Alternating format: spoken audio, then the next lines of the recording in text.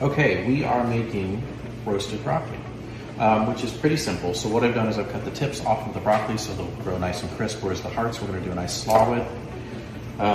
We went ahead and have it ready here to go. We've added in quite a few things. So we've added in some fresh julienne mint, we've added in some preserved lemon, some honey preserved garlic, black pepper, crushed red pepper.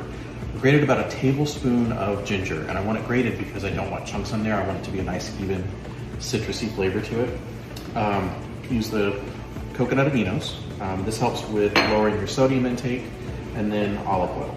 We're gonna spread a little bit of it out onto a sheet pan.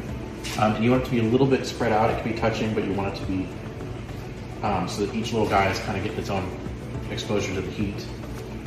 And then when you roast it, you're gonna roast it on 400 for 15 to 22 minutes. You want the tips to be about crispy, so you can just steal one from the plate as you're testing that out.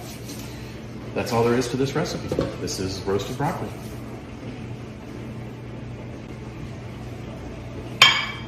Okay, so this is our roasted broccoli. Now understand, I just did a little sampling. I wanna know that everything's gonna taste good, that it's gonna be eaten during the week. So it came out of the oven. It smells really good. It just smells like broccoli and a little bit of olive oil smell. That could be the fact that I just poured the olive oil on my second bowl of this stuff. I'm putting it in Ziploc bags with instructions, preheat to 400.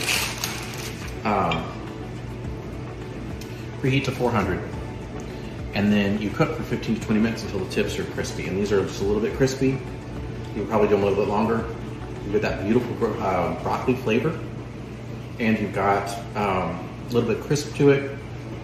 And I went very light on this. I put garlic, preserved lemons, olive oil, mint, crushed red pepper, black pepper, and then coconut aminos in there. And the coconut aminos it's a salt substitute, brings out the flavor. And this just has a very nice, clean, light broccoli flavor. It's got that, if you love broccoli, then this is a great way to go. You can put it in your Buddha bowls for the week. You can prep it out ahead of time. You can put it into freezer bags and then and then bake a couple at a time on the baking sheet. If you're doing it frozen, of course, it's gonna take that full 22 minutes. But this is roasted broccoli. You can also add almonds and other things to it as well.